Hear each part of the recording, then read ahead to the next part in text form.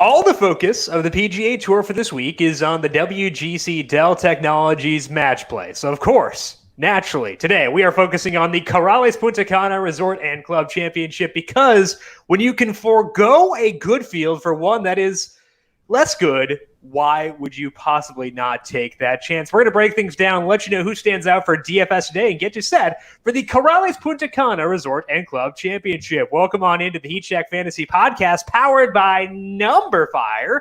That's right here on the FanDuel Podcast Network at numberFire.com. My name is Jim Sonnet. I am a senior writer and analyst for numberFire.com. Joined here, as always, by Brandon Gdula. He is the managing editor for numberFire.com. Brandon, rough field for this week. How you doing today?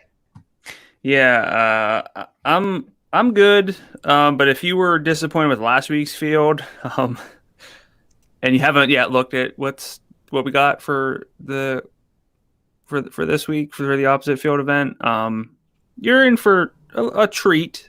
Yep. I'll say. Yep. When Charlie Hoffman's a co-favorite, it says a lot. Yeah. The co-favorites right now, Thomas Peters, Charlie Hoffman, Emiliano Grillo. So the $9,300 range on FanDuel is now 11.8, which usually bodes well for things. Of course, FanDuel not offering contests for the WGC match play. I know some other sites are, but we're a FanDuel podcast. We're talking just about the Corales Puntacana for this weekend. It's definitely going to be interesting because it does force us to dive into what guys have done on non-PGA Tour stops, try to adjust for field strength, try to adjust for, golfers who may not be elite, but when they're playing in tough fields, what do they do there? And Brandon, again, I think this goes back to what we talked about, a couple weeks ago, where that can be tough. But I think it's also advantageous that we have the tools via, the adjusted strokes gained data from Data Golf and things like that, where we can overcome that. Does that make you feel a bit better about this week, knowing that we have those tools at our disposal? Or are you still viewing this as being a pretty volatile event where we don't really have a firm grasp of what will happen?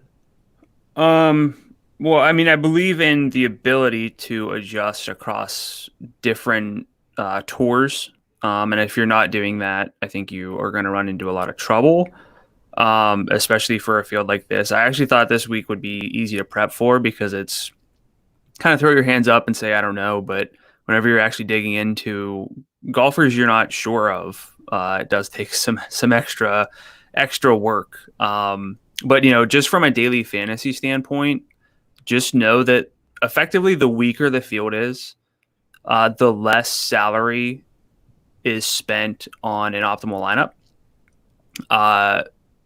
For example, the weakest field strength, so if you kind of split up tough fields, moderate fields, and weak fields, I'll just keep it simple.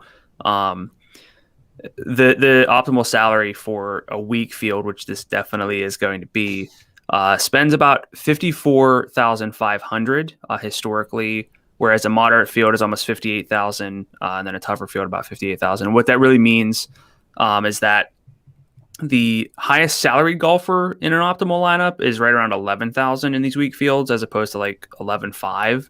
So yeah, we're going to talk about the top of this field, but these guys are not rock stars, and they're not as safe as the salary would imply. But then also we just have less certainty throughout. So there's volatility, yes. With that's saying there's more volatility. The salaries don't mean as much this week, but there are ways to account for that by trusting the data, at least the way that I would view it. I think the way to view it is that salaries are more inefficient than usual. And I think that's kind of what you're seeing in the perfect lineups where you do leave more salary on the table.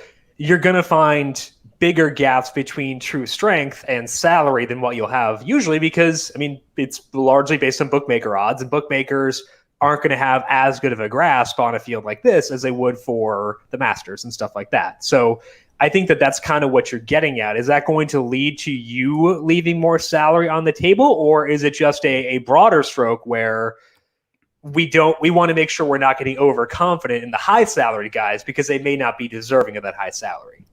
So I'm not setting out when I'm building a lineup, be like, oh, I gotta, allocate 55,000, because that's kind of what the optimal says. That's not what I'm doing.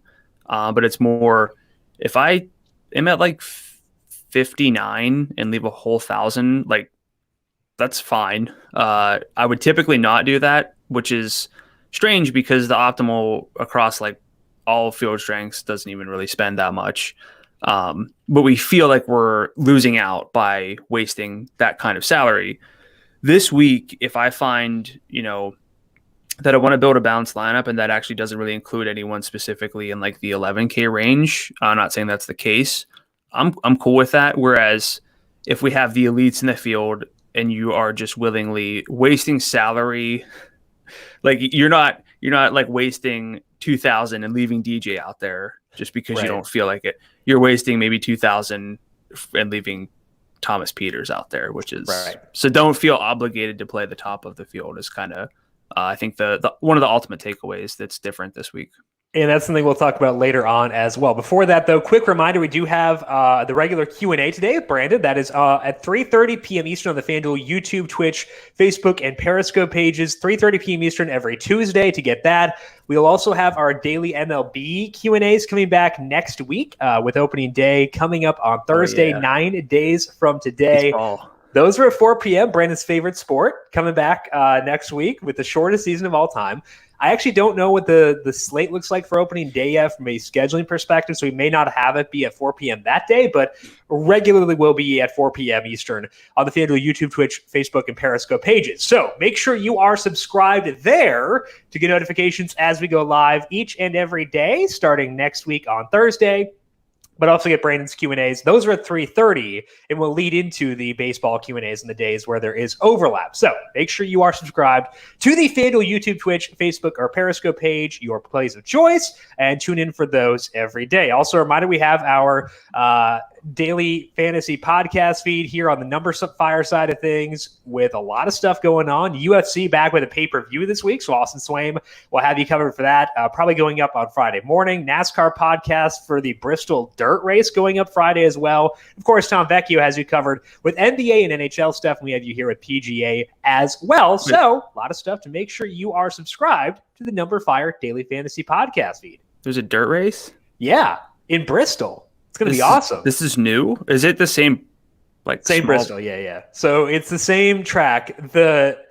If I can go on a stupid rant here, I think that the idea of having a dirt race is great. I think that the idea of having a dirt race at Bristol is also great. I think the idea of having that cost us a Bristol concrete race is upsetting because it means they're just going to race once on the regular Bristol track. So I'm upset about that, but we do get practice this week. We get practice data.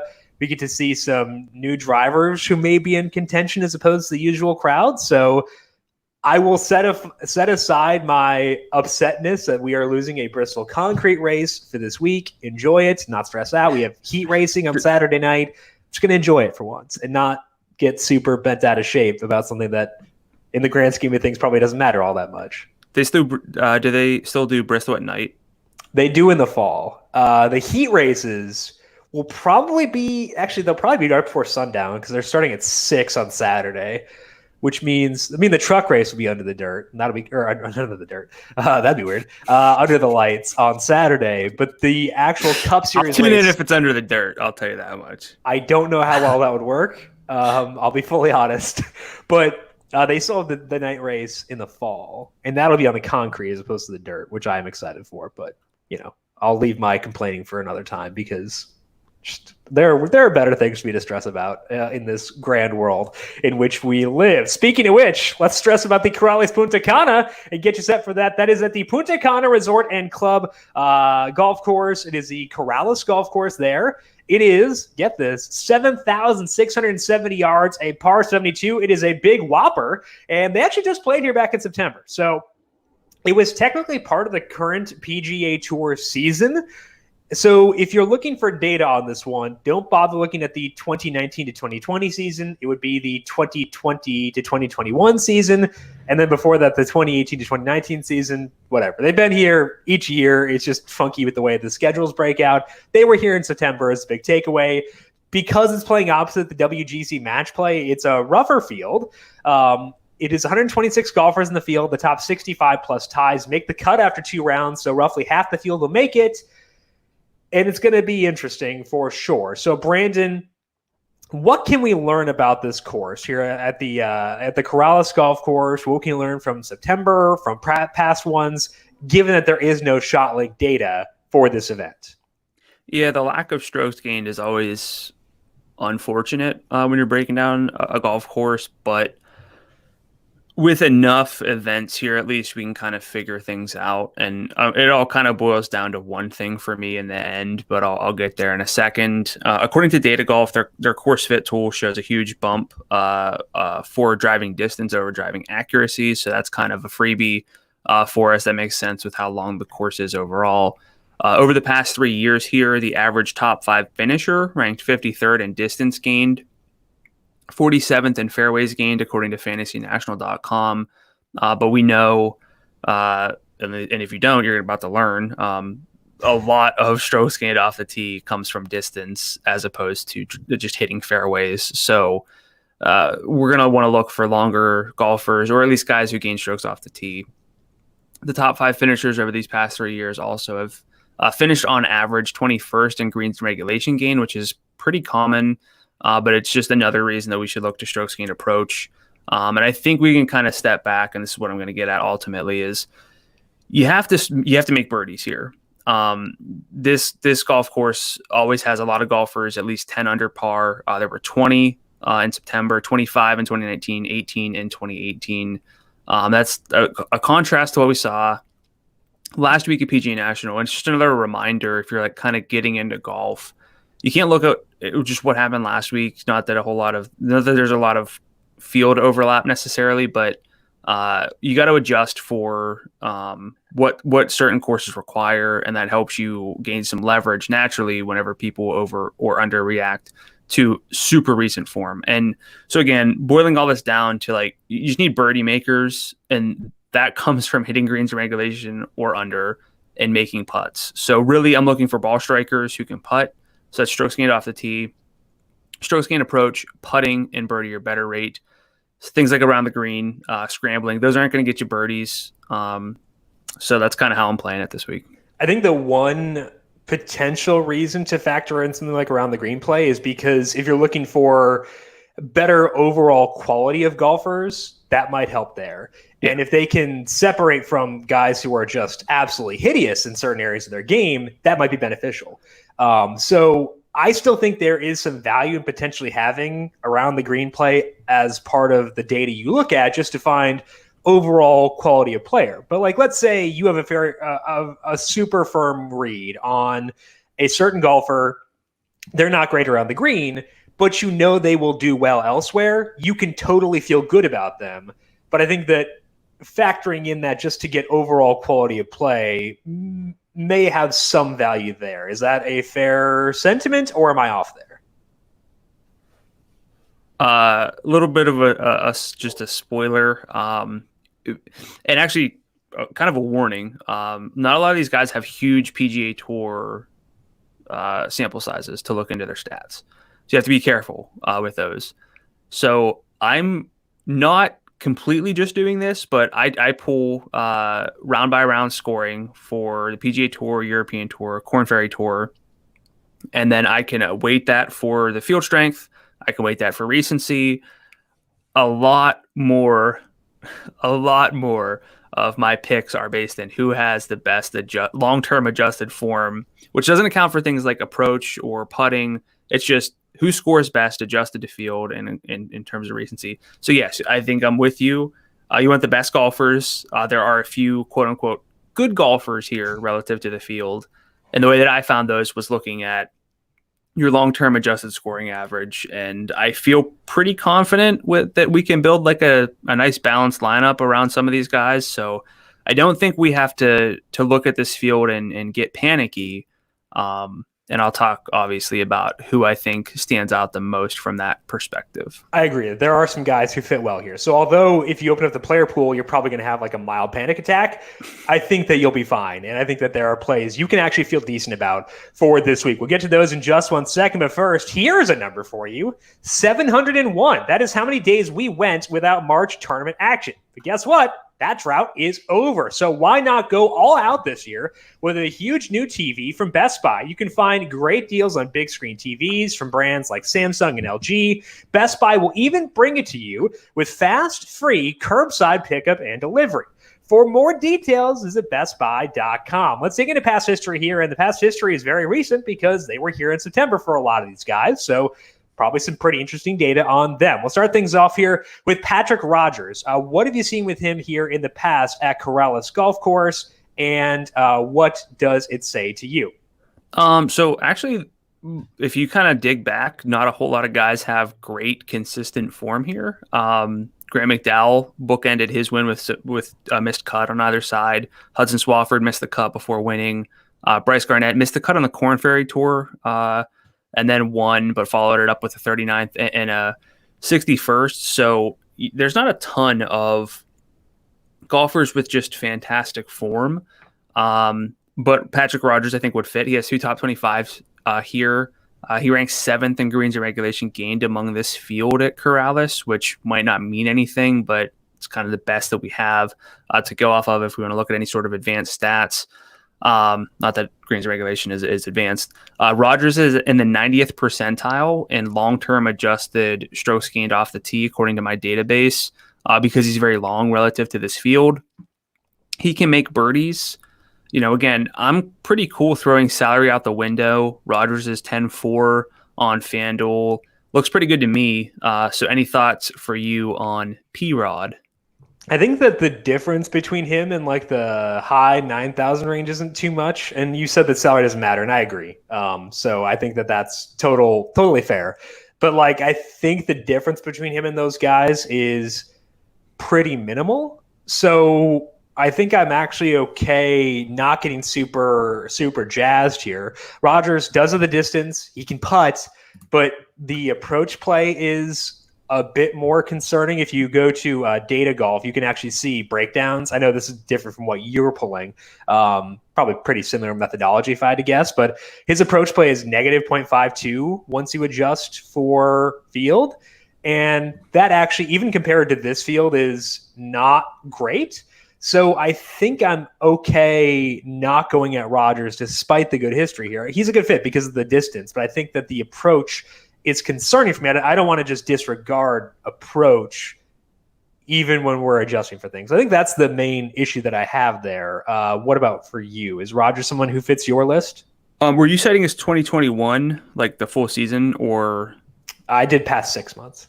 Okay. Yeah. I mean, their query tool for anyone who's curious is very helpful for, sort of getting up to speed. And that's the one big red flag I have on my sheet for Rodgers. He's in the 23rd percentile in adjusted strokes gained approach, but, again, can drive and putt.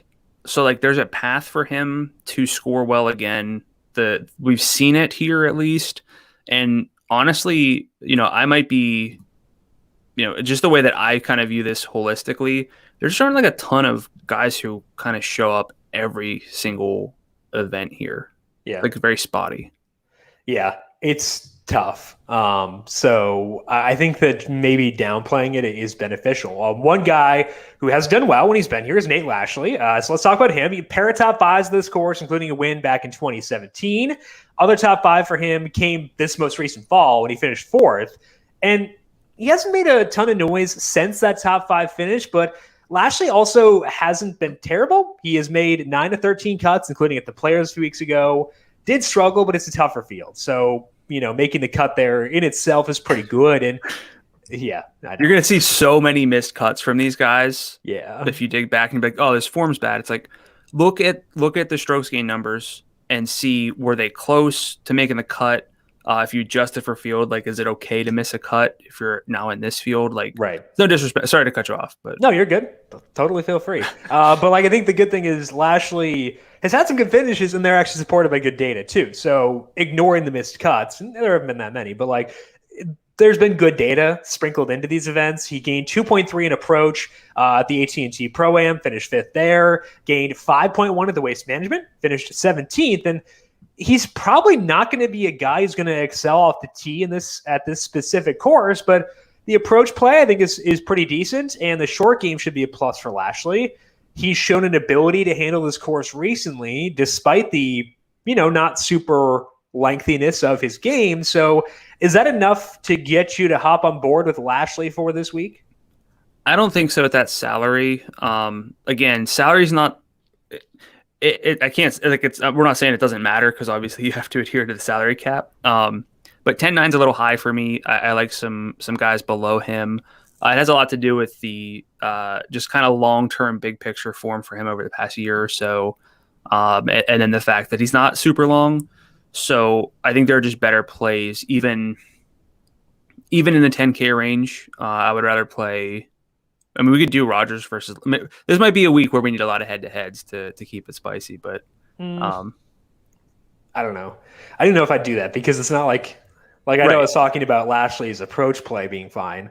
But there was one well, maybe two. There's like one golfer I would plant my flag in, say like I feel like this dude is a safe play, and that's Charlie Hoffman. I was gonna guess like Roger Sloan. I was like, oh yeah, we're gonna plant our flag.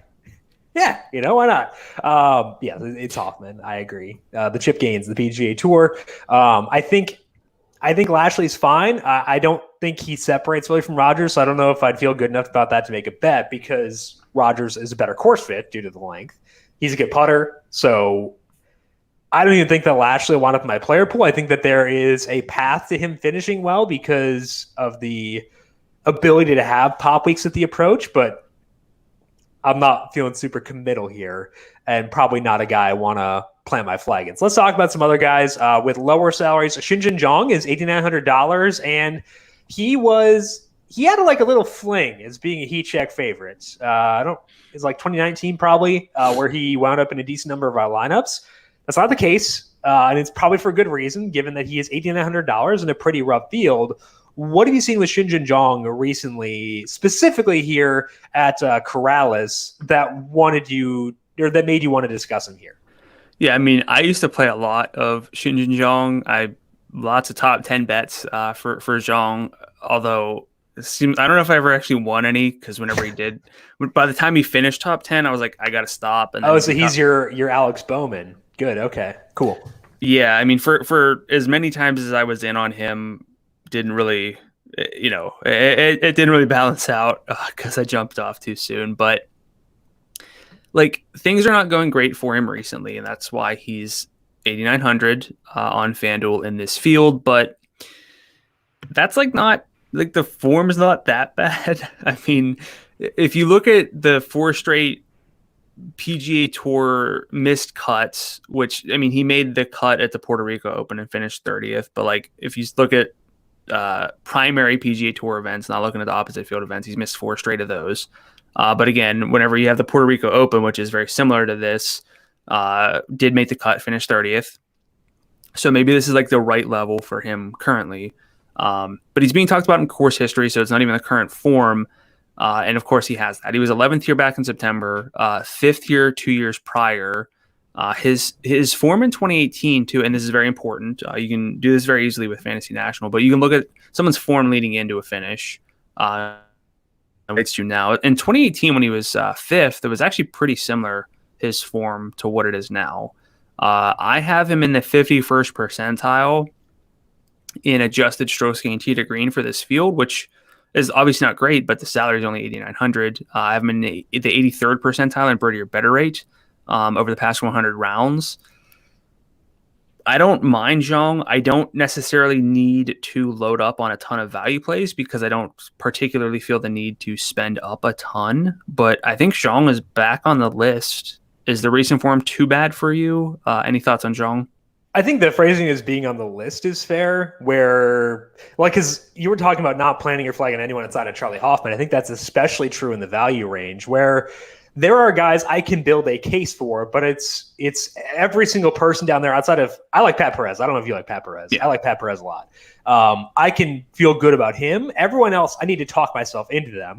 And I can see myself talking myself into Xinjun Zhang because of the fact that he has at one point been relevant. And like, if you look at his adjusted strokes gained numbers over at Data Golf, it's like comparable to other guys in his range, and I think that that's fine from a form perspective. So I can talk myself into him. I absolutely will not build around him, but like I think he's one of the golfers in that range you can at least talk yourself into.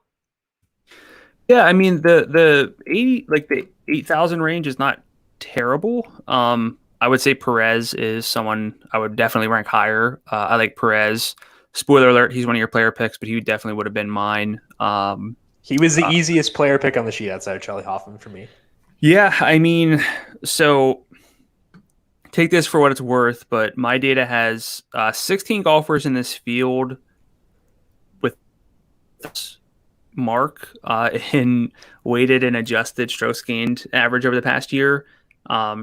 Perez is one of them. So like we're looking at a lot of below average golfers, which isn't surprising. But again, anyone who's kind of on that list is someone I'm considering. Perez is on that. Zhang, definitely not, because the form has not been very good, even if you adjust. So Perez over Zhang for sure. But I think Zhang is doing enough in these opposite field events to feel like maybe the real issue is just that he's kind of in overset on the PGA Tour. Yeah, I think that makes a lot of sense. So someone I could talk myself into, not a building block, but that's true of everyone except for Perez down there. Let's talk about Tyler Mccumber. He has the distance that you want for this course, which is good. And I think that he has shown the ability to properly utilize that distance at this course in the past. He's been to Corales twice. That was back in 2018 and then again this fall. Finishes there for Mccumber were 19th and 2nd. And we don't have strokes gain data for the one in October, but the week after that, he went to the Sanderson Farms, another lower tier field, finished 6th there, gained 6.8 on approach in that one. Ever since then, things have been super mixed, mostly on the bad end of mixed. It's been bad. Okay, fair enough. I'll go bad. But he did gain 4.9 on approach at the Honda last week and 1.3 at the Players, so very recent form, better.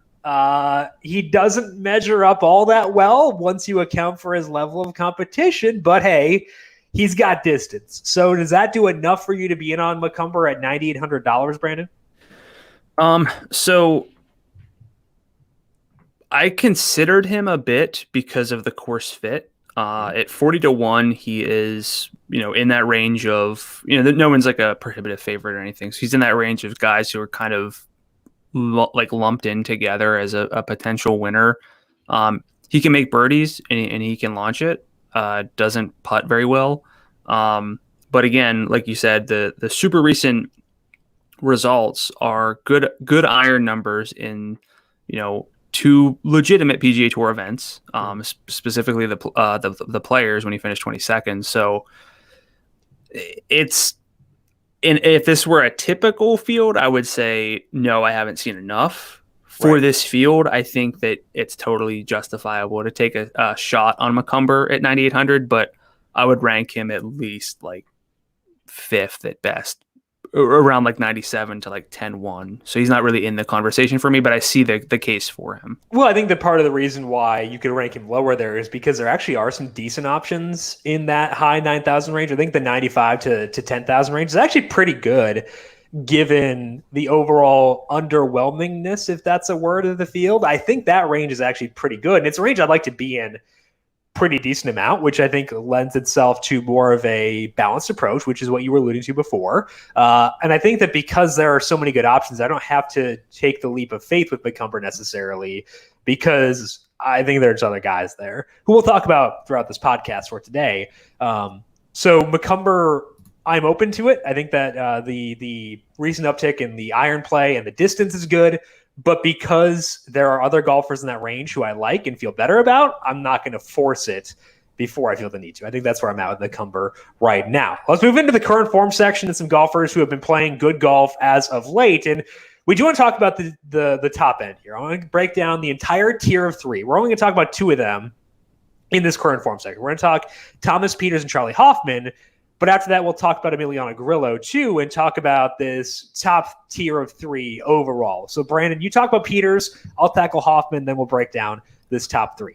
Yeah, I think it's important to break down at least these 3. If you want to throw in, like, Thomas Dietrich, Jonathan Vegas, maybe Brandon Wu, perhaps. But, like, we don't get these fields often, so I think it is worthwhile to break down, like, just because these guys are set like up here, should we really be prioritizing them? And I mean, Peters comes in with really good form.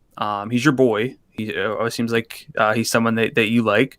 I'm sure you have some great reads on him, but Do I?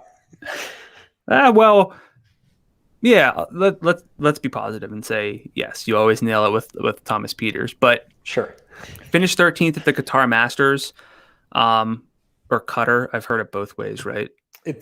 I've heard both. Okay. So the college I went to has a campus there, and I heard both. I think I heard Qatar most often though, but if I'm wrong, please tell me, because I hate pronouncing things wrong. Yes, we try. That's why we have to say Emiliano Grillo. Yeah, even though, wait, yeah. It's what he wants. I will listen to his wishes.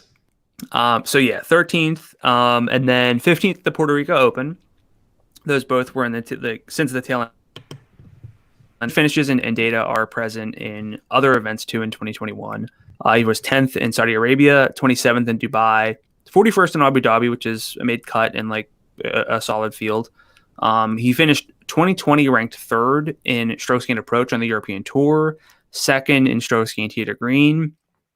So we're seeing like lots of strong finishes in fields that kind of comp to this.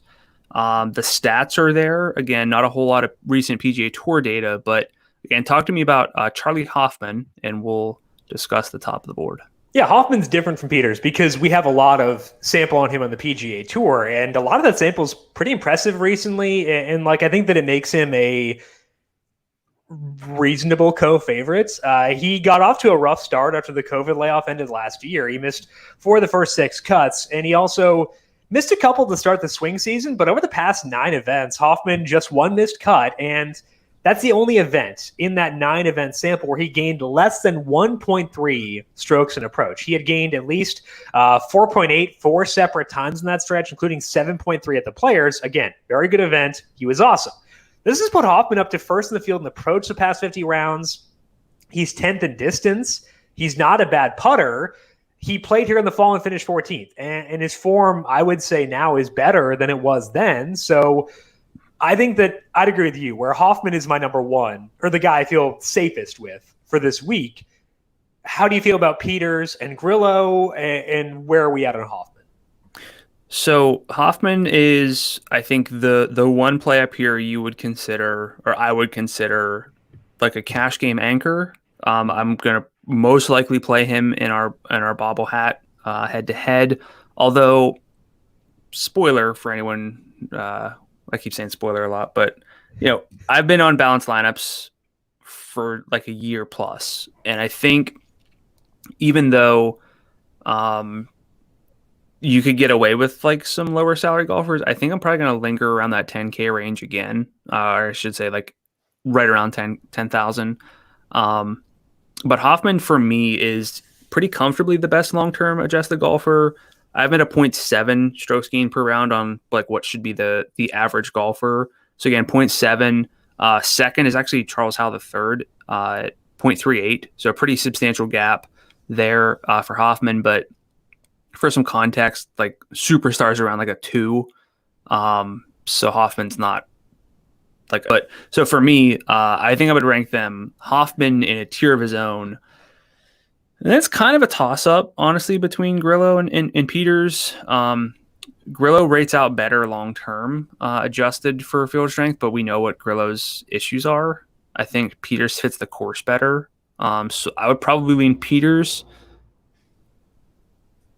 So that's kind of how I'd rank them, I think because Peters has distance or more distance and less aggressively terrible putting, I would feel pretty good putting him above Grillo. Like, I don't think I'm going to use Grillo this week.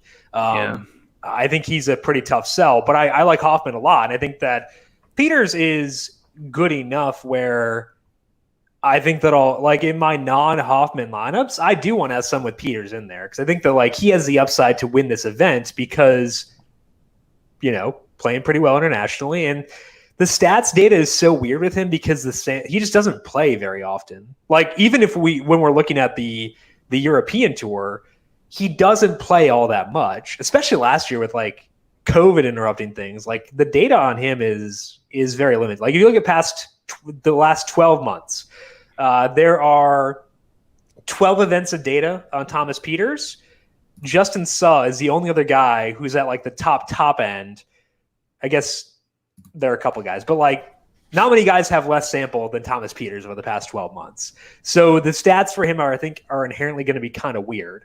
So I think it's Hoffman 1. I'd agree probably in a tier of his own, but I think I'm higher on Pieters than you are. And I just don't see myself using Grillo at all this week.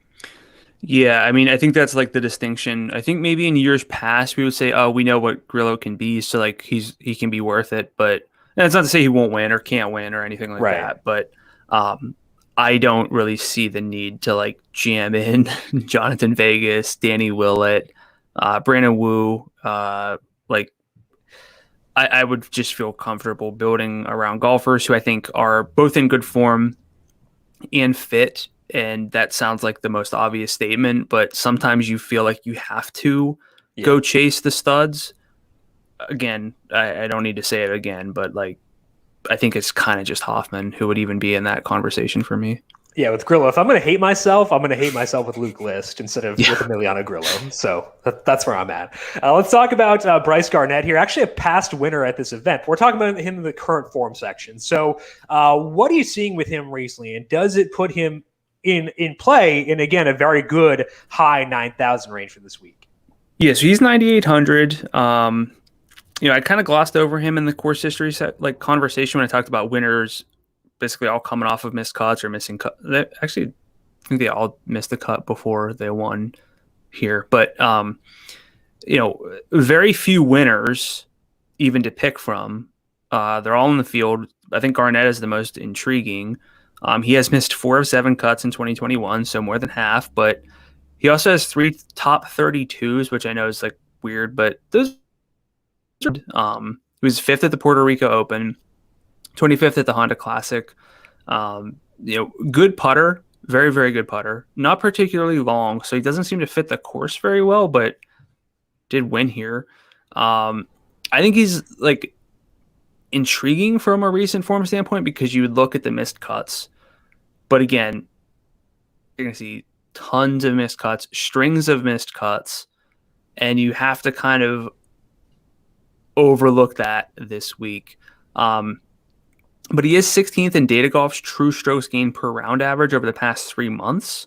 That's kind of field we're dealing with, but like even you can miss all those cuts and kind of be like top 15 level. So, I mean, there are spiky finishes, there are missed cuts. He's got to win at this course. Is that enough to consider Garnett in the upper 9K range for you? I think he kind of falls victim to the same thing we were talking about before with Mccumber, where like I think that it's a good enough range where I don't need to take concessions on distance. Like I can go to some other guys and feel pretty good in that high 9,000 range. We'll be talking about, I think we are talking about, the guys I like most up there are in our player picks. So we'll talk about them later. I don't think Garnett's going to be at the top of that list. Another guy who's in this range, and we'll just kind of lump him in here, is Chase Seifert. Seifert, bunch of missed cuts on his ledger, which is concerning. But as you said, so does everybody else. And he's kind of like, he's a little bit like Garnett, where there are some spike finishes in there, which could be enough to make him interesting here. Seifert coming off a 3rd at the Honda last week. That's good. Gained 7.9 in approach, helped him finish 3rd despite losing 0.9 off the tee. And that finish was his 3rd top 15 since January 1st. He was also 15th at the Puerto Rico Open, 12th at the American Express. Seifert ranks 6th in the field in approach and 16th in putting, and his adjusted strokes gained numbers are pretty solid. The problem is that he's not gonna be very long, and the adjusted strokes gained numbers are good mostly when you make the sample smaller. Like the longer term stuff, not as good. So does Seifert do anything for you in the mid-range? Yeah, I mean, he's in the conversation. I think this is a pretty loaded range, the whole 9,000. You could probably put it up to like 10,000 or 10,1, build a really good lineup from there. But like he's one of the best iron players in this field. I have him in the 90th percentile. He can score, was 41st here in September, can make birdies. Like that's kind of what you're asking for. And yeah, like you have to kind of mess around with the samples to make him look best, but again, that's kind of what you're dealing with for everybody. So I don't, we kind of have to break with our process this week and kind of do some things we normally wouldn't. Yeah. Just because you're not going to find someone with a string of made cuts in great form who also fits the course this week.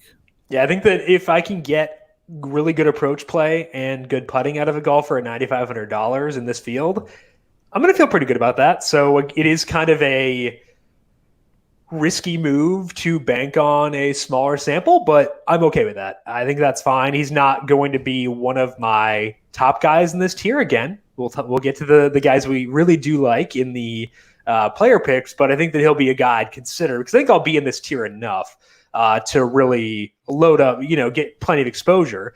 Going back to what you were talking about before with roster construction, if you do want to pepper this range, like let's say you want Hoffman, but you also want a lot of exposure to this range. If you go Hoffman with Pat Perez, the two guys, at least I personally feel best about in this field, you have 9,850 left for your remaining four golfers. You can pepper that range a lot. So I think a Hoffman plus Perez plus balance lineup might be a route to consider for this week, especially given, I think, the strength of that mid to high 9,000 range. Yeah, I think that's totally in play. I don't think we would be alone in that necessarily. Probably correct, yes. I would assume Hoffman kind of emerges as like the guy. Mm-hmm. So again, I think he's the best process play, but then you have to factor in, and I don't know what we'll get in terms of popularity projections this week because everyone's focused on the match play. But yeah, I would say that's the right play, but you could even consider for your tournament lineups just not playing Charlie Hoffman and you'd still be fine. Well, let's say, hypothetically, you get a really good read that Hoffman's going to be the chalk. Is Peters close enough to him where you would pivot to Hoffman or pivot to Peters off of Hoffman, or would you just ignore those top three entirely in that scenario? Let's say single entry tournament. How are you handling it there if you do get that read? Because I think that's a pretty fair read to get. I'd probably prefer Thomas Dietrich to Thomas Peters. So okay. In that event, I would probably go with Dietrich. But I would be fine, honestly, not rostering anyone in the 11,000 range. Okay. I'd have to experiment, but I like I like Tyler Duncan at 8,300, so I think I could probably just stretch it up and what? He's another spreadsheet ruiner, so he's on my poop list. There are apparently two Tyler Duncans in the official World Golf Rankings thing, and they list his birth as his name. And July 1989? Yeah, July 1989, Tyler Duncan. It drives me insane, so I refuse to ever use him as a result of that. Anyway, let's take a look at what the bookmakers are saying here. Again, three guys as the co-favorites at the top at FanDuel Sportsbook. They are Charlie Hoffman, Emiliano Grillo, and Thomas Peters at 18-1. The second tier is Brandon Wu, Johnny Vegas, and Thomas Dietrich at 26-1. Brandon Hagee, Charles Howell III, and Luke List, 29-1. Justin Suh is 31-1, followed by Lee Hodges and Nate Lashley at 32. Danny Willett, Patrick Rogers, and Sam Ryder we're at the top group here at 34-1. So we talked about the favorites before. So I want to get your read on that second tier because we've talked about how we're handling things there. Second tier is the Wu, Vegas, Dietrich type guys. Is Dietrich going to be the guy you like most from that range? How far down are we going here? However far you want, man. It's your podcast. Okay. So I'm going to include Pat Perez there at 8,900. All right, let's say I regret this immediately. Let's say Dietrich 11-4 down to like Patrick Rogers at 10-4. Would you say? Okay. I would say Luke List number one for me. For some savings, again, I don't think we'll need that, but 10-8 I think is a better salary than Dietrich at 11-4. But I would probably put Dietrich number 2 in this particular range. And I kind of joked about not knowing who Lee Hodges was. And I looked into him more and I was like, I'm playing Lee Hodges this week. So I'd have to rank him probably third. Okay. I think I would probably, so this is going to be terrible. I'd probably go Luke List first too. So you said before we started recording that I had 3 guys from your primer on my player picks. Was Luke List one of them? Yeah. I He did not was a expect featured that. play. Did not expect that at all, but I'll take it for sure. So I actually have Luke List 1, 2, which is terrifying and just going to give me nightmares until Thursday. I might go Justin Suh number 2 because the data on him is pretty encouraging, especially in terms of approach play. I'm not sure what we're going to get off the tee, but like he could be a really good ball striker and he could putt pretty well. So I think I'm actually going to put him second. What's his? Just be careful. He might have a very small shot length sample. Oh, it's 11 rounds. Or 11 events. Sorry, 38 rounds. That's probably not all PGA Tour with shot length. 6 of them are on the PGA Tour. 6 events in the past 12 months. 7 rounds over the past 12 months have been. So all in, baby. Nope. All in on those 7 rounds. It's going to be great. It's been a nightmare. Like I only pointed that out because a lot of people I think are going to go through that. Yeah. You look at some of these numbers and it's like, oh, this guy. And then it's like, he has 4 rounds on the PGA Tour, like with shot length data. So imagine not being confident in your film grinding ability, Brandon, enough to just like, I don't need 7 rounds. I need 7 strokes. We're good. All in, Justin Suh. I feel pretty good. No, I think he's a very justifiable play. The long-term form is like solid. I don't think he's one of the best plays this week, but like I didn't mean that as a discouraging comment. I just meant, just be careful. I'm going full Kokrak. We're putting the pocket aces, pocket kings, pocket queens, all to the center of the table, baby. Let's go. Justin Suh. Feeling good about it. So which golfers' odds have shifted since things came out? Now, the caveat here is the reason things shift is because people tend to get action. I'm not sure how much action the sports books are getting on the Corales Puntacana this week, given the allure of the match play. But like, there has been some stuff. So what do you see from a movement perspective? Yeah, some small stuff. Kind of on a lot of the golfers that we already discussed, which is fun. At least we know we're chalky. So we're just part of the echo chamber. But Luke List. 31-29 on FanDuel Sportsbook. That's from Monday morning to Tuesday morning. Nate Lashley, 34-32. Will Gordon, 45-40. Charles Howell, big one I pointed out last night in my win sims, and then I saw his number move, 48-29. So by far the biggest move for Charles Howell III. Chase Seifert, 48-40. Lucas Herbert, 55-50. Tyler Mccumber, 55-40. And Pat Perez, 70-60. So Will Gordon is not someone we're talking about later on, but he's a bomb boy. I don't know if that's a weird way to phrase it, but he's a bomb boy. He can launch it. The approach numbers, not terrible. The putting numbers, not terrible. Is he someone who stands out to you? Because I think that if you compare salaries to betting odds, he looks over salary. But as you said, salaries don't mean as much this week. So is Gordon someone you're considering or no? I would consider him. He just kind of misses the cutoff. He's at a negative 0.13 in adjusted strokes long, but fits the course really well because of the distance, because of the ability to make birdies. His main blemish is the around the green play, so it kind of goes back to what we talked about. Are you really trying to look for someone with no like glaring issues? Right. Gordon has one, but I don't see enough to talk anyone out of Gordon. I just would prefer a few other golfers, but he's like firmly in the mix. So you were trying to bait me into a Patrick Rogers versus Will Gordon, or a Patrick Rogers versus Nate Lashley bet. I might actually consider it with Will Gordon just for funsies. Like, I don't know how much conviction I have in Gordon over Rogers, but like we should get a bet in here. So were you okay with Gordon versus Rogers? Actually, my data likes Gordon. Okay, so I'm not going to force. I should probably swap off of Rogers for Gordon. Okay. Way to go. Line movement, getting me on Will Gordon. I like it. Okay, which lower salaried golfers have odds that stand out to you for this week? All right. Adam Shank, Rafa Cabrera-Bello, Joel Damon, Camilo Villegas, Bronson Burgoon are all 48-1.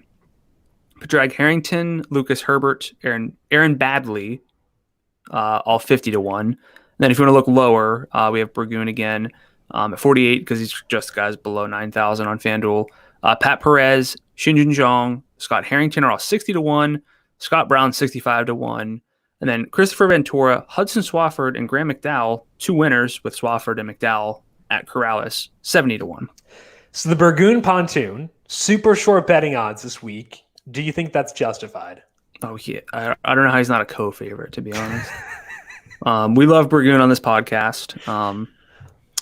Just lots of birdie potential for him. Very balanced profile. If you have a balanced stats profile, I'm probably going to talk about you when you're in the field. Burgoon has that. That's kind of why I talked about him, like, not really the past year, but in years past. So I think Burgoon at 8,900 is very, very justifiable. Bronson Burgoon to this field is Taylor Gooch to a regular field. Do you buy or sell that comp? I'll buy that. Okay, good. I'll take it. Weather for this week, it's going to be weird. I don't know about stacking, but there's going to be some wind.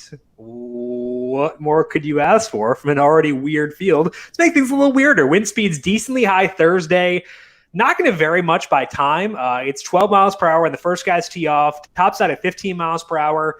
Friday, pretty similar, but with wind speeds right at 15 the entire day. So technically, if you wanted to go for the lowest aggregate wind speed, you go with the guys teeing off earlier Thursday, but I don't know how much it matters. The overall takeaway is going to be pretty windy. Same thing for the weekend. So lots of wind, not a situation where I'm attacking waves necessarily, but there's going to be quite a bit of wind for this week. Generally, the way that I view that is it means that I'm more willing to deviate from the chalk. I think that I should be pretty willing to do that in this field anyway. I think that's the one argument against Hoffman is I agree with your read that he's probably going to wind up being the guy who emerges as being pretty chalky. I don't know if they get me off of Perez because I think that he separates so much from the rest of his tier, but it could get me to go to Peters or to go, just forego those top guys entirely rather than Hoffman. That's the one argument I have against him right now. Yeah. I would say the same thing. Usually you ask me a question, but you throw it off. So I was going to ask something, but I gave up. I didn't need to call attention to it. I just wanted to explain why I was caught off guard. But I think it's always tough to say, like, yes, Charlie Hoffman, we both agree is the best process play, but maybe don't actually play him. It's just because golf is so volatile. Yeah. And I would have to think that Hoffman is the one who emerges whenever the alternatives are Emiliano Grillo, Thomas Dietrich, Jonathan Vegas. Hoffman's a staple. He actually has easily the best win odds in my simulations. So, okay. Again, best process play, but going back to the waves, I think there's a lot of merit to that just because there's you're kind of taking stabs anyway. So I'm much more open to playing guys I wouldn't normally target just because none of these golfers are golfers I would particularly target anyway. So, and there could be value in waves, even if we can't predict when the wind will be gustier. It may just be gustier in the afternoon than it is in the morning, or vice versa. So yeah, I think that makes sense. If we're not committed to a lot of guys, be willing to take different angles. That could be one for this week. With that said, let's dive into our player picks here for the Corales Puntacana. Brandon, sounds like I stole your two studs in Hoffman and Luke List. Those are my two guys. Who did you turn to as alternatives, given that I got to the sheet before you did? Thomas Dietrich is where I'm going to go at the top, just because I think there is kind of a big three as the co-favorites, and so I think Dietrich would get overlooked because he's 11-4, Grillo's 11-6, and if you really want to play one of the three co-favorites, you can kind of do it pretty easily. So I think Dietrich gets that natural popularity decrease. Just because you probably have the salary to get to Grillo. So I think he benefits from there, from that angle. Two straight 33rds actually at Corales, which is solid. It's not, going to blow you away, but just one of the best long-term players in the field as well. Not long off the tees, the 51st percentile over the past 100 rounds. That data coming from Fantasy National. What makes birdies in the 89th percentile in birdie or better rate, again, over the past 100 rounds on the PGA Tour. Not a robust sample, but his four most recent finishes include a 9th in Dubai, 53rd in Saudi Arabia, 28th at the WGC Workday, and 9th in Qatar. Just got to go with a Euro Tour Germany stack with Dietrich and Peters, a Euro Tour Germany Thomas stack with Dietrich and Peters. I think that is fully optimal for this week. We talked about not committing to dudes. There you go. That's your angle right there. My favorite guy is Charlie Hoffman up here. I think that in that top tier 3, it seems like Hoffman has the fewest holes in his game.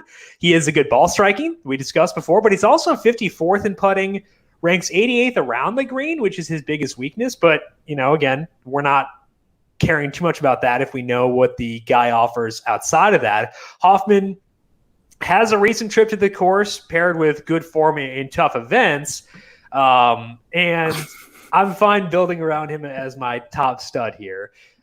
Apparently, I have no knowledge of what country flags are. Thomas Peters, not from Germany. Are Belgium and Germany at least close, like on a map? I've been putting out a GeoGuessr. I should know, but I believe I've been playing a lot of trivia, and I've realized that I just don't know anything about world geography. So, the German flag is the inverse, right? Horizontal, or is it horizontal stripes? Well, so you do a Belgium stack. We'll go with that.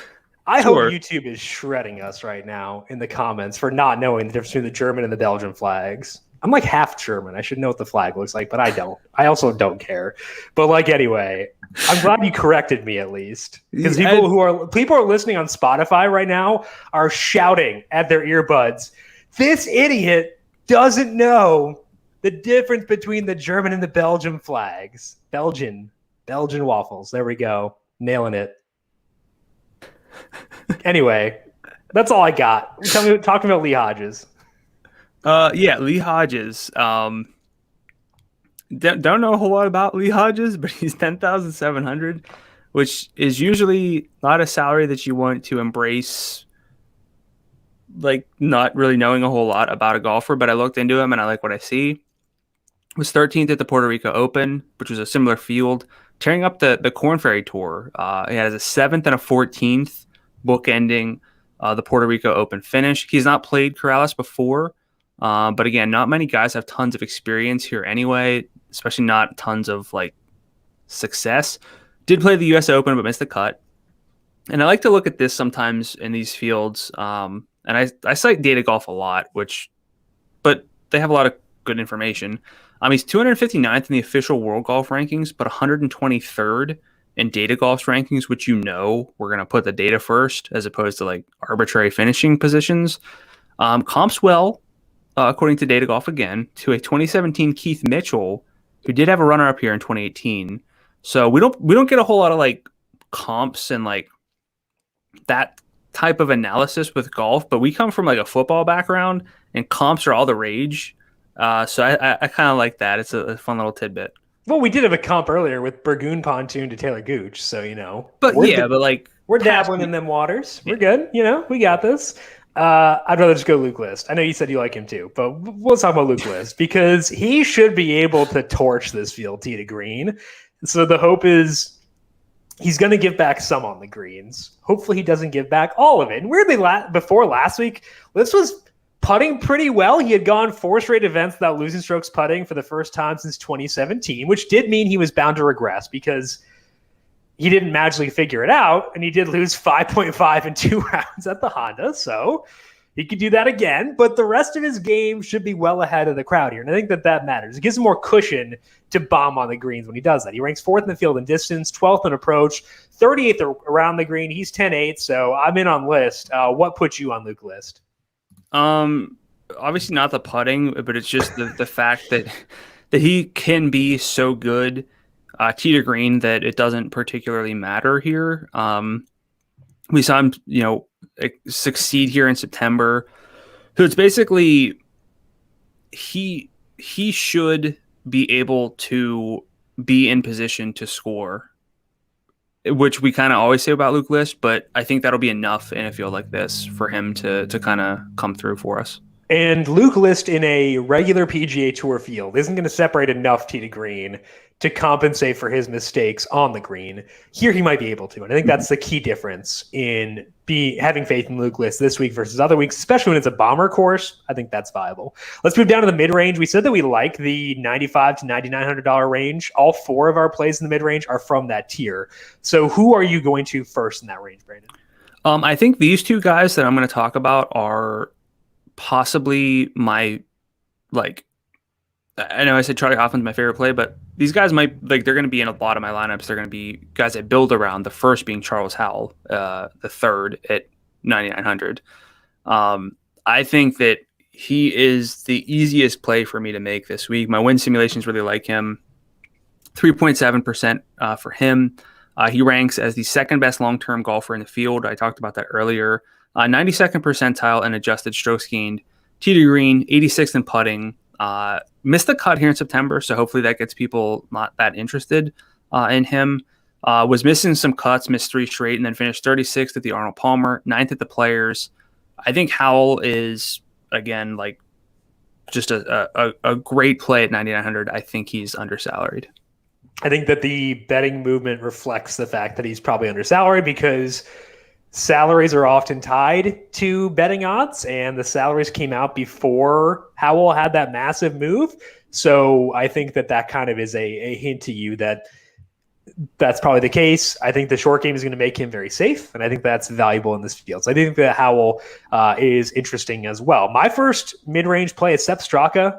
I think that he's also someone I like a lot in this range. So I want to hear your thoughts on him because it sounds like you like Pendrith and Howell quite a bit. But Straka grades out well statistically, 31st in distance, 7th in approach, 26th in putting.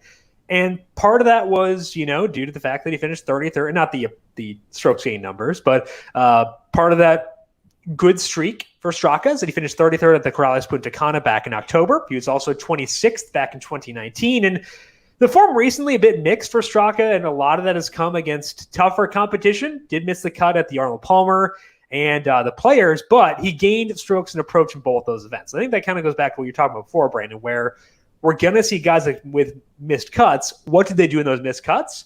With Straka, he was actually pretty good. He was just rough on the green, and that's not typical of him. He's actually a pretty good putter. So I think that he has a lot of upside at $9,900. I like that quite a bit. Straka is not one of the guys who stands out to you. Why not? I mean, he's like an other to consider for me. I would put him third in the tier. I thought you were going to fight me or something. I love Sepp Straka. I play him all the time. My notes are that he's in playing much better fields than this, and that he's a great ball striker with birdie potential. You want to do a Straka versus Howell bet? Oh yeah, I'll take that. Okay, cool. Finally got us into one. Thanks for the money, sucker. There's no money on this. I like that one personally. Okay, who else do you like in this mid range?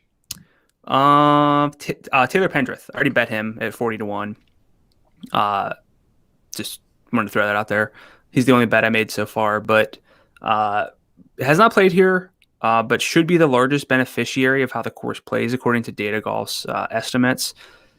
His PGA Tour sample is very small, but he did finish 53rd at the Puerto Rico Open, 23rd at the U.S. Open.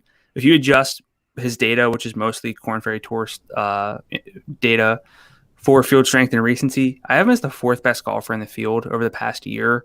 I think he's also undersalaried. I'm cool with Pendrith, and I'm going to build around Howell, Pendrith, Straka, Joel Damon, the guys in this range. I think that Pendrith is interesting because even in the small data that we do have on him with ShotLink data, he can giddy up off the tee. So I think that makes him interesting at 97. When you add in the other stuff being good over a larger sample, I think that makes him interesting. So someone I will definitely use for sure at $9,700, Taylor Pendrith for this week. Another guy I like in the mid-range is Adam Shank. Shank definitely has issues around the green, but kind of like Hoffman, I think the other statistical categories line up well enough for him to overcome that. Ranks 34th in distance, 16th in approach, and 47th in putting. And that's even with a really funky stretch recently. He's missed 7 of the past 11 cuts, and one of the made cuts was the Puerto Rico Open, so not a good field there, but similar to this one. The longer-term form on him is better, and he did show a resurgence with the irons at the Honda, gained 5.7 on approach there. He might give some back around the green, but at $9,500, that's okay. So I like Adam Shank this week. Brandon, you've used him in the past, but not a whole lot recently. What's your read on Adam Shank for this week? Justifiable play, which I've said a lot on the pod. Long, can make birdies. No specific red flags, so like not completely bottom tier in anything. I think he's fine, but I would have to rank him at least 6th in the 9K range, just because I prefer some other golfers. Okay, so you really like Howell, you like Pendrith, and you're okay with Straka. Who are the other guys in that range you'd want to shout out here? Joel Damon, I said, okay. And then Chase Seifert. Okay, perfect. Kind of my top 5 there. I like Seifert a lot too. Let's move down to the value tier. Who stands out to you once we get to $9,000 and lower? Christopher Ventura, 8,600. That'll go a long way this week. Does the bare minimum, at least, for what it should take to thrive at Corales. He's long off the tee, 89th percentile over the past 100 rounds. Can make birdies, can putt, 94th percentile or better in both of those. 52nd here in September, so that checks out. And my data, which again, weighted for field strength and recency, has him 26th in the field, but he's 49th in salary, so I'm cool with that. Has missed a ton of cuts, but again, you'll see that with most golfers, especially in the value range. The path to success is obvious, though. Were we on Ventura the first Corales Puntacana this year? It feels like or I may have been on him at some point over the swing season. I don't know if it was that event necessarily. It's very, very possible. It sounds familiar. Yeah. But to be honest, all of the events blend together.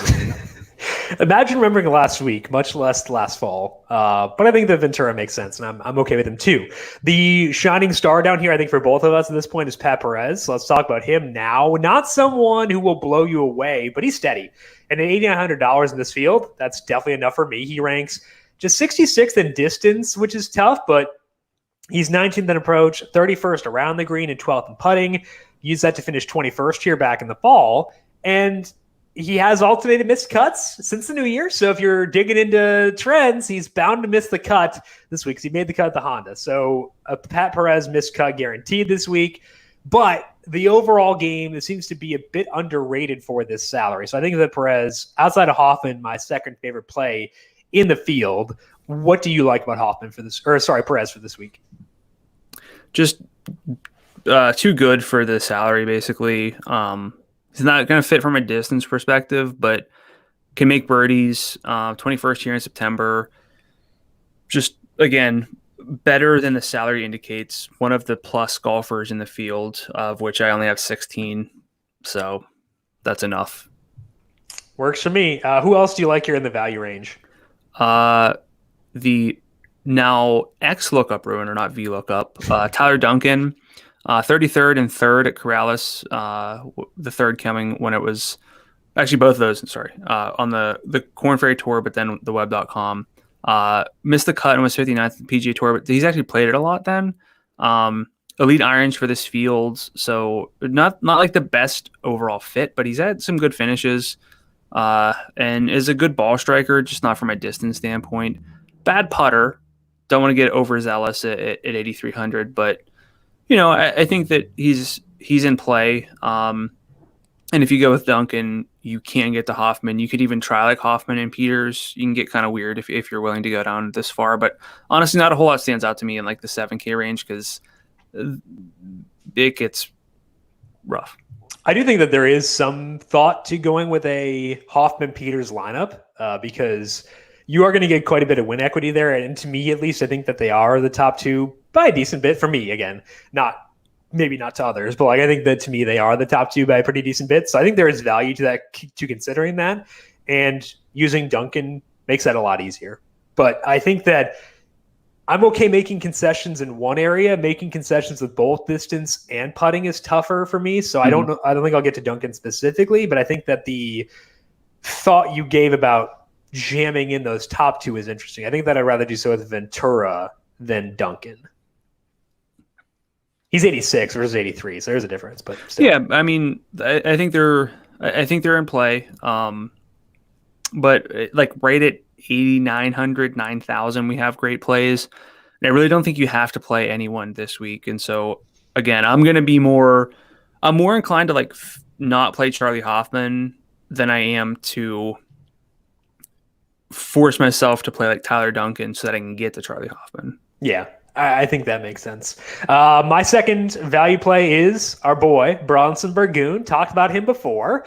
Some shaky data recently, but the all-around profile is pretty strong for this field. Doesn't flash anywhere statistically, but in the Taylor Gooch mold, no active negatives for Burgoon.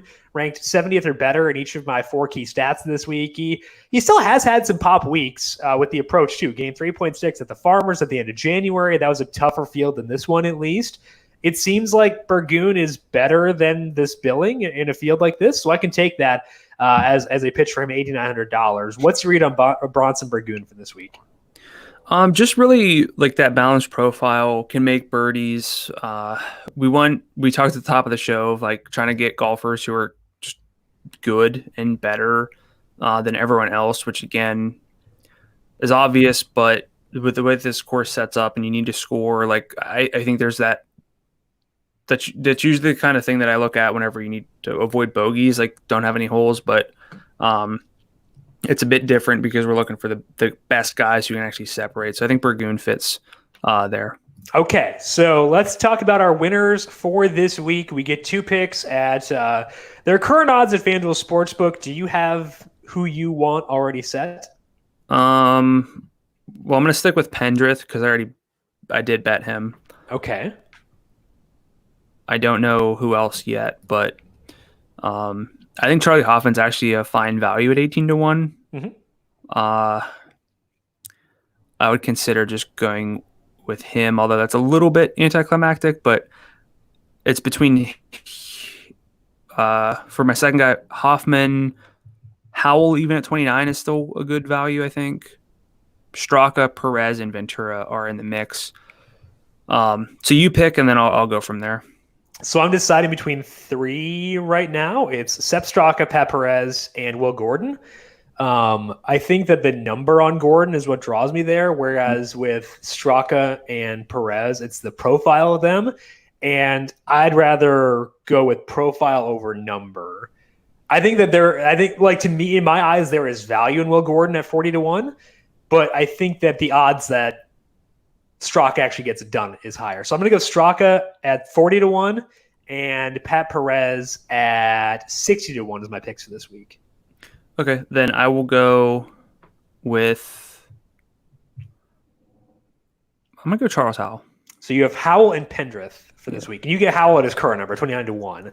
Just making sure that's abundantly clear. I'll let you finagle the rules here. That is all that we have for today at the Corales Puntacana. Brandon, any final thoughts for you for this event before we close up shop for today?